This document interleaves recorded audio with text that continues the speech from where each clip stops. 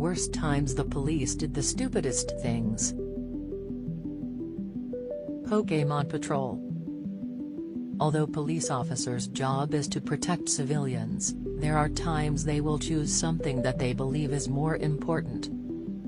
This incident occurred in 2017 when two LAPD officers Lozano and Mitchell were patrolling the Los Angeles streets. When they got bored, the duo decided to play the hype game at that time, Pokémon Go. After a while, an emergency radio call came for a 211 robbery in progress. However, at the same time, the app showed that nearby they had found a Pokémon named Snorlax. So for the next 20 minutes, both drove around to catch the Pokémon and ignored the emergency call. Everything was captured in vehicle dash cam recording system, and as a result, Lozano and Mitchell lost their jobs. Wedding crasher. Ex-police officer, Landon Earl Rankin, had retired after 21 years of service, and at the same time, the poor man was going through a divorce. Maybe this affected him because the old man developed an unusual hobby that would tarnish his reputation. Apparently, he would crash people's weddings to hear the bride and groom exchange their vows. Although this sounds weird, the worst part was that the former police officer would steal as well. Landon would pickpocket wedding boxes that contained money, and the two found had $3,000 and $6,000. After such huge amounts were stolen, the investigation began, and surprisingly the police found that the man had crashed 11 weddings. The man was not only charged with theft but with also illegal substances, as police found amphetamine and fentanyl in his possession. Piggy in the middle. The police officers were on a high-speed chase, however, not to catch the offender, but a pig.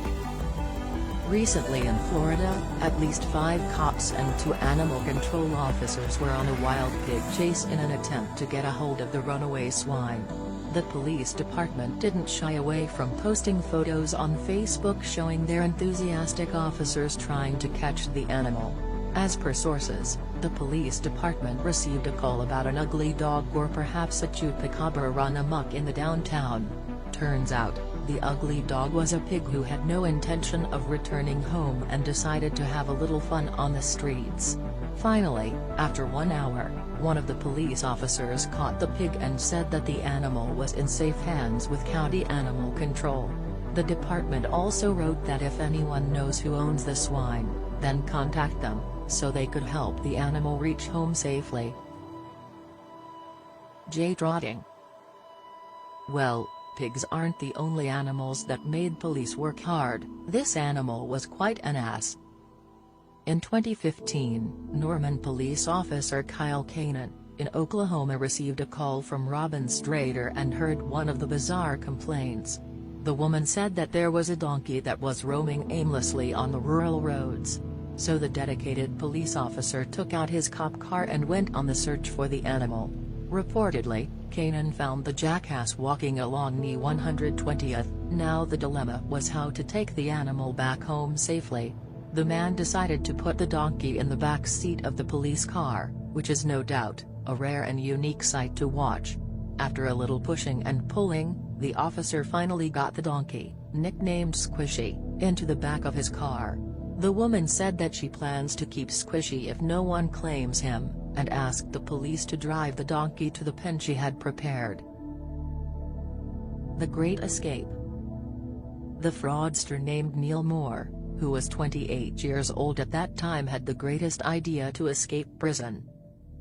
The man used an illicit mobile phone and created a domain similar to the court service using the name of his detective. He then sent a fake email stating that he was granted bail, and the officers had no choice but to leave him. Reportedly, his brilliant escape was not known until 3 days later when his solicitors attended the prison for a conference with him and discovered he was gone. It is also claimed that the fraudster had a change of heart and surrendered himself, saying that it was a silly thing to do. Even the judge called his escape sophisticated and ingenious, and further added, "The way you contrived your escape was potentially more of a threat to the integrity of the prison system, and therefore to the public, than the mere use of brute force. Cop copycat.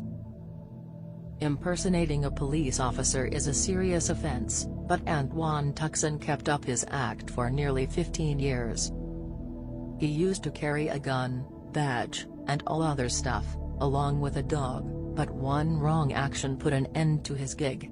One day, in Prince George's County, two women were fighting over the bill in the restaurant, and Antoine decided to use his fake identity and solve the matter.